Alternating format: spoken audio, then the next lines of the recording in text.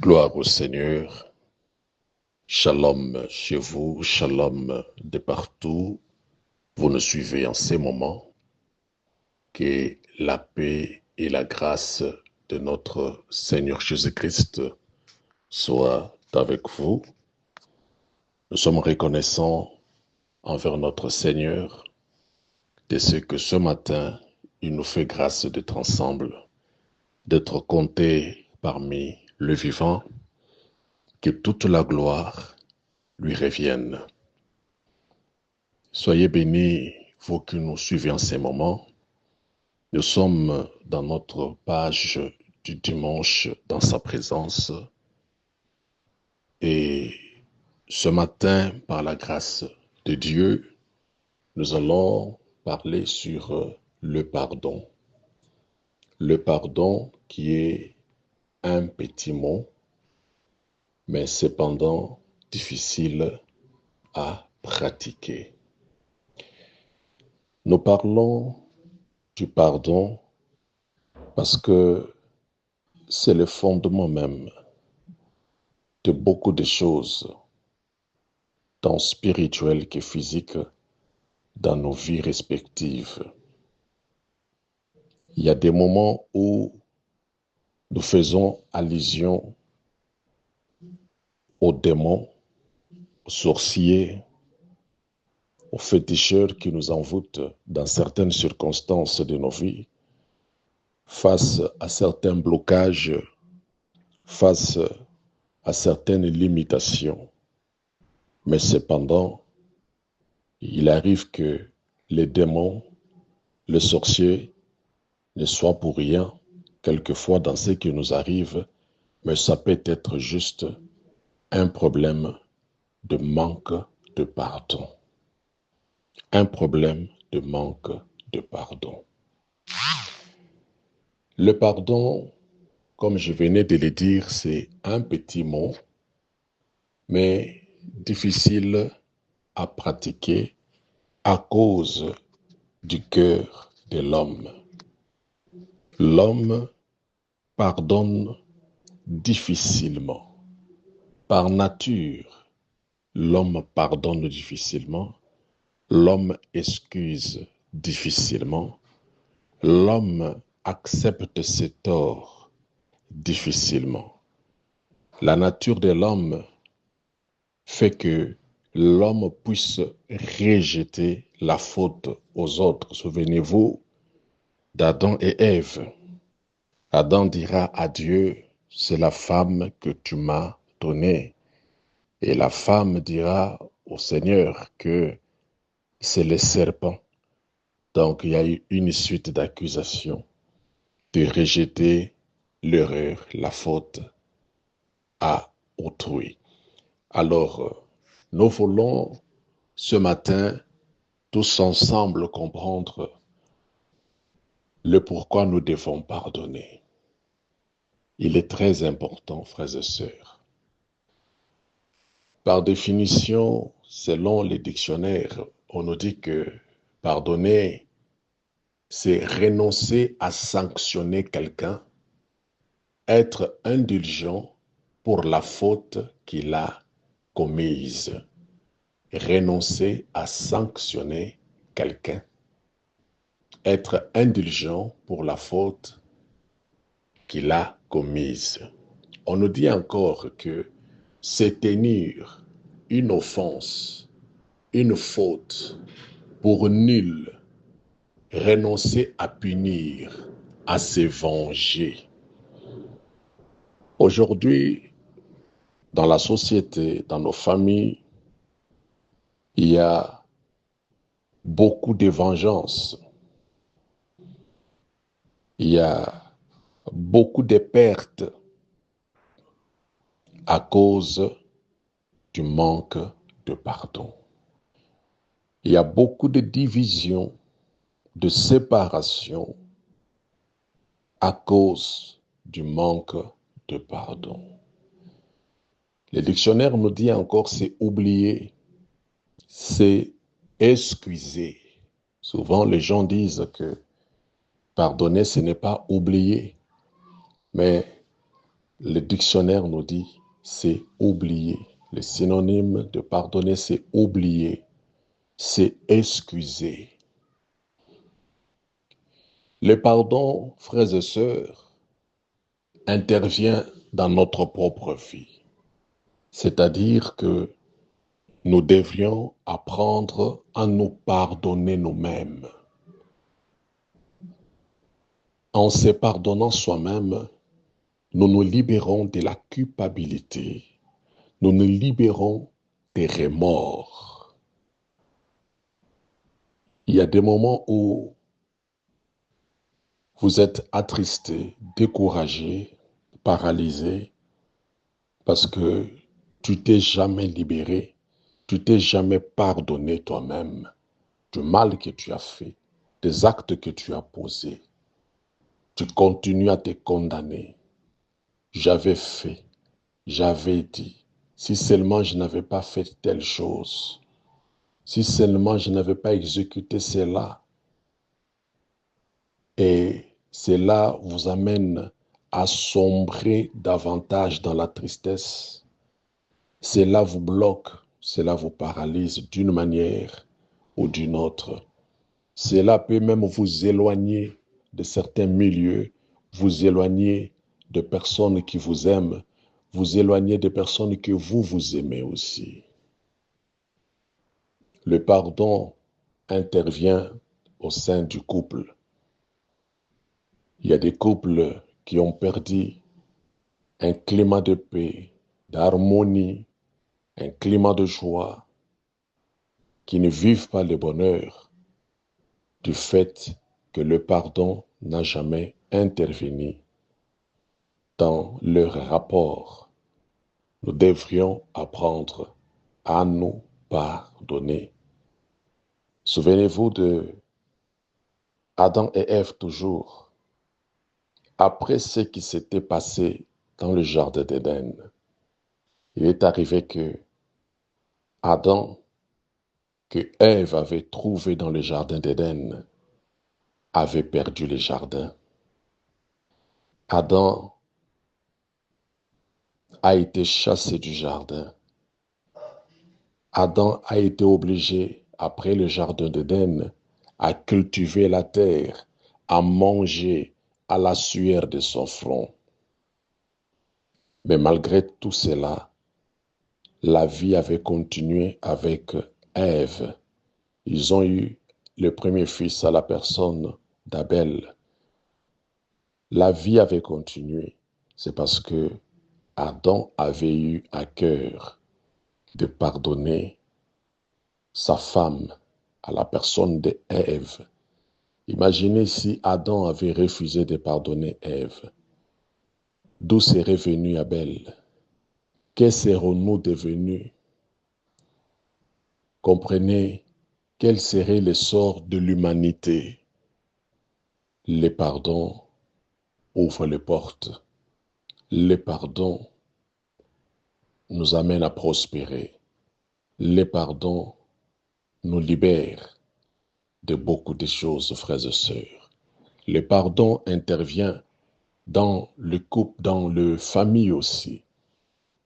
Combien de familles dans lesquelles vous trouverez des gens qui ne se parlent pas, des frères qui ne se parlent pas, des sœurs qui ne se parlent pas, des tantes qui ne se parlent pas, des oncles qui ne se parlent pas, les enfants et les proches parents, ils ne se parlent pas.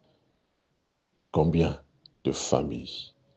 Et cela est une stratégie diabolique, une stratégie des démons pour bloquer la prospérité, le salut au sein de la famille.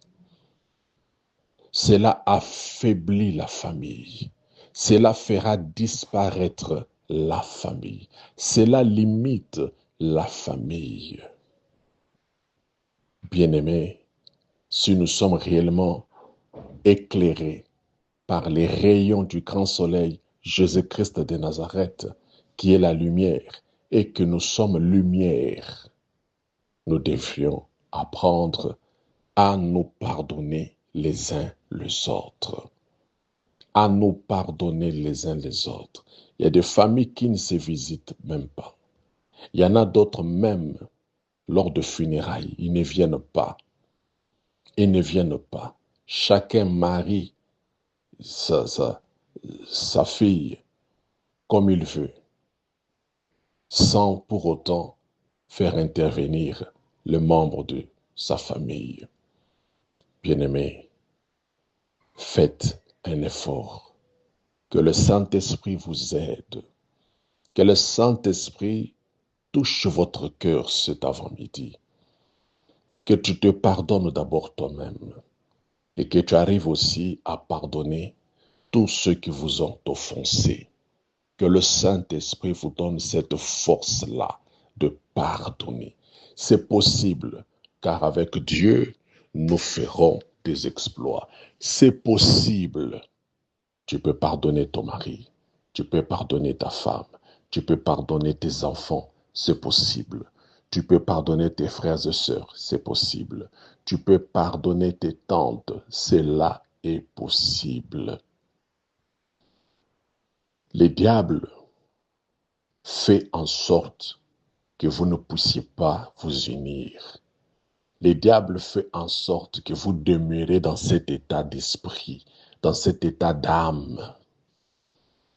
Le manque de pardon profite qu'aux forces du royaume des ténèbres. Ça ne profite qu'au diable.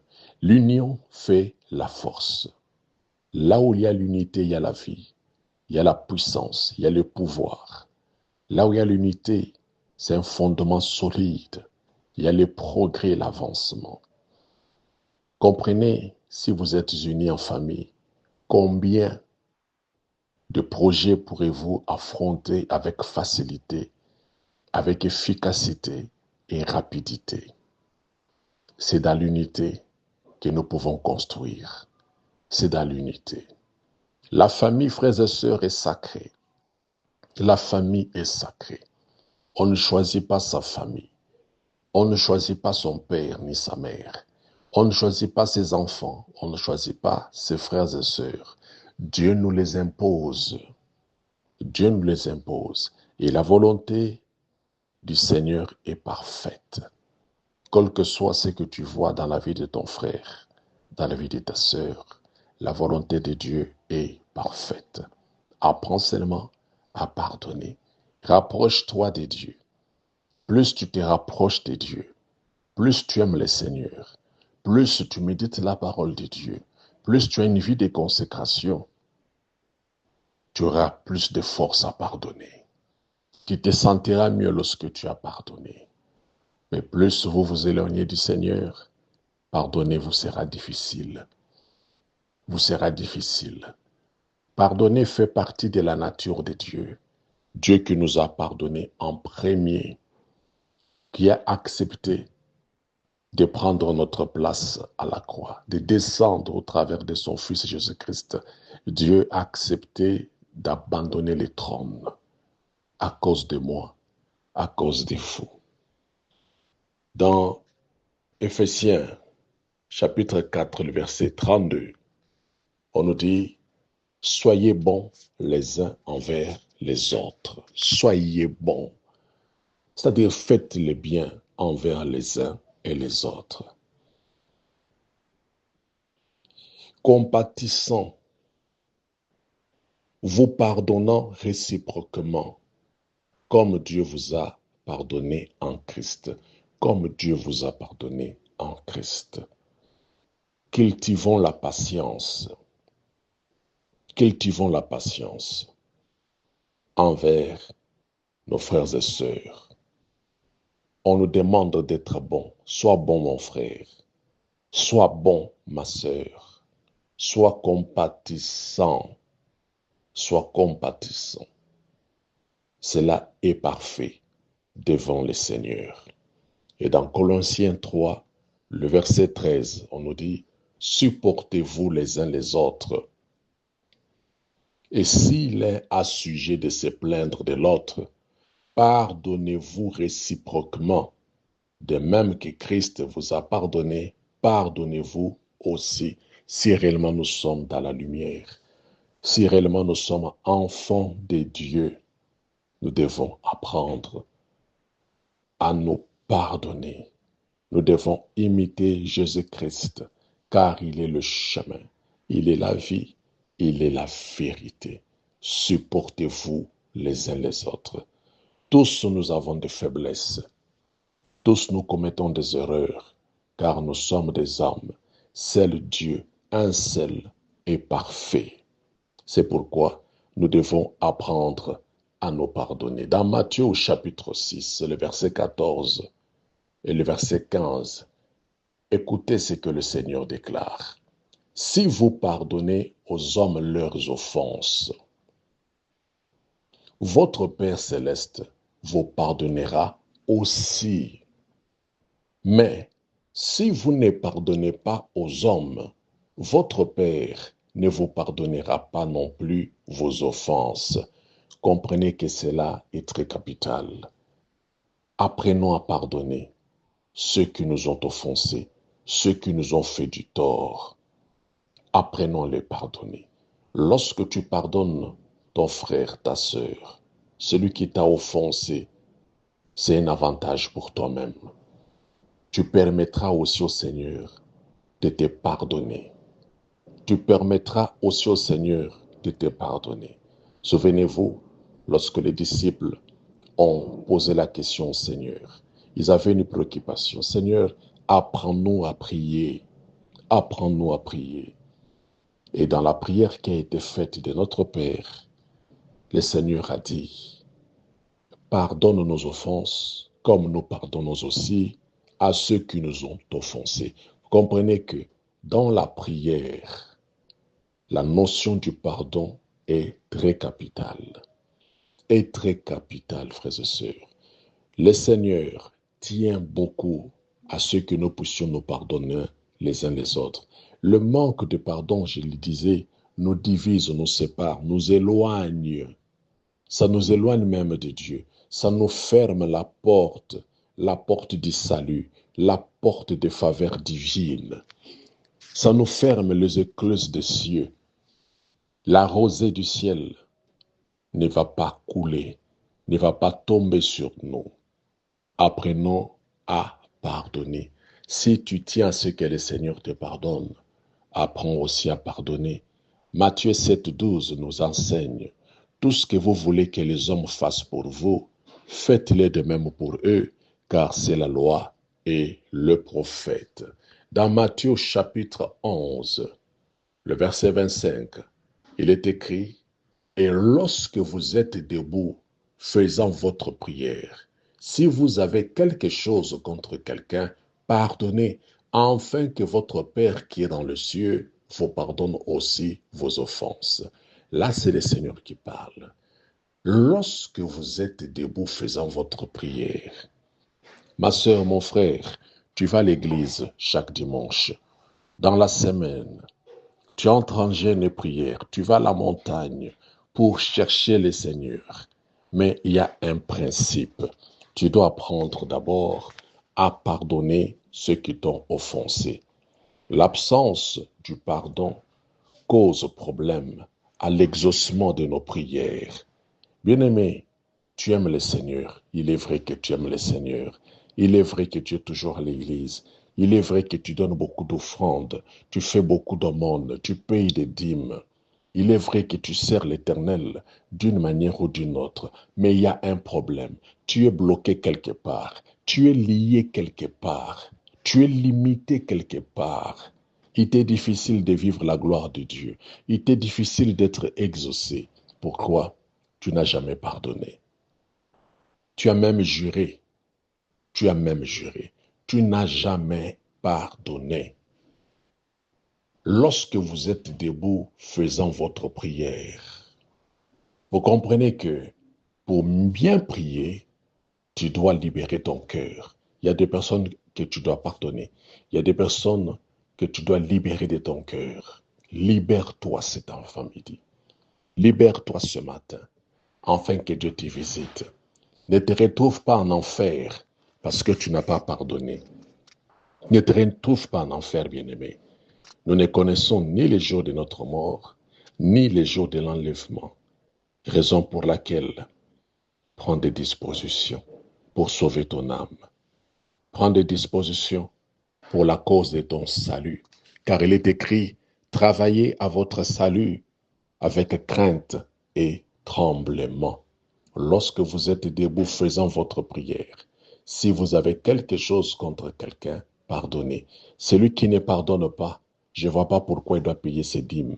Celui qui ne pardonne pas, je ne vois pas comment il va aussi faire des prières, demander à Dieu quelques grâces, quelques faveurs.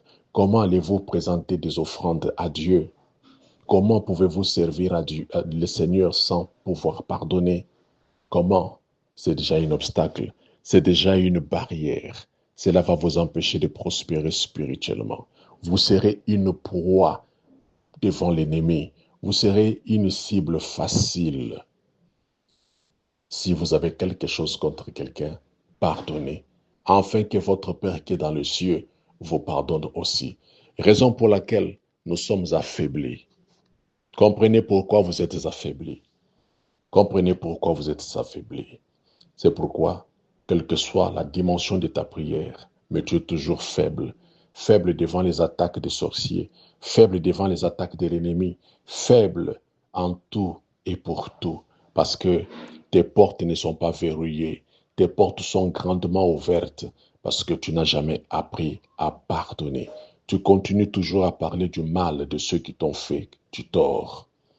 Apprends à pardonner ce matin. Que le Saint-Esprit t'aide, bien-aimé. Lorsque nous ne pardonnons pas, Dieu ne va pas aussi nous pardonner. C'est un obstacle. Celui qui ne pardonne pas, il est en train d'essuyer son cœur. C'est un obstacle à la plénitude du Saint-Esprit. Que la grâce de Dieu repose sur vous ce matin. Oui, Saint-Esprit, nous sommes appelés à imiter le Seigneur. Nous sommes appelés à nous pardonner les uns les autres. J'ai pris pour mon frère, j'ai pris pour ma sœur qui m'a suivi ce matin. Je te demande de lui accorder la force de pouvoir se pardonner elle-même, la force de pardonner ses frères et sœurs, la force de pardonner quiconque l'a fait du mal. Pardonne, s'il te plaît, à tous ceux qui ont attristé le Saint-Esprit. Accorde-leur ton pardon. Touche les cœurs. Il y a de ceux qui ont des cœurs brisés. Il y a de ceux-là qui ont été victimes, qui ont les cœurs brisés. Ils sont blessés. Tu es celui qui guérit ceux qui ont des blessures intérieures. Ô Saint-Esprit, ce matin, apporte la guérison. Apporte la guérison dans les cœurs. Restaure nos cœurs. Rends-nous encore capables d'aimer, capables de supporter les autres, capables de pardonner les autres. Oui, restaure notre cœur. Que la joie habite nos cœurs. Que l'amour habite nos cœurs. Que la compassion habite nos cœurs. Que l'affection habite nos cœurs. Merci parce que tu es en train de travailler ce matin dans le cœur de quelqu'un. Tu es en train de lui donner encore la paix, l'espoir de vivre. Recevez le pardon de Dieu. Car tu as dit, ceux à qui vous pardonnerez le péché leur seront pardonnés. Recevez le pardon divin. Que les grâces de Dieu soient sur vous. Que les grâces de Dieu soient sur vous. Que les couples soient pardonnés. Que les familles soient pardonnées. Mon frère, que tu sois pardonné. Ma sœur, que tu sois pardonnée. Au nom de Jésus-Christ de Nazareth, nous avons ainsi prié. Si tu peux dire, merci Seigneur Jésus-Christ. Amen. Que l'Éternel vous bénisse. C'était le votre pasteur Eli Mukendi. C'est au 081 47 92 333 que vous pouvez nous joindre. Que la paix de Dieu soit avec vous.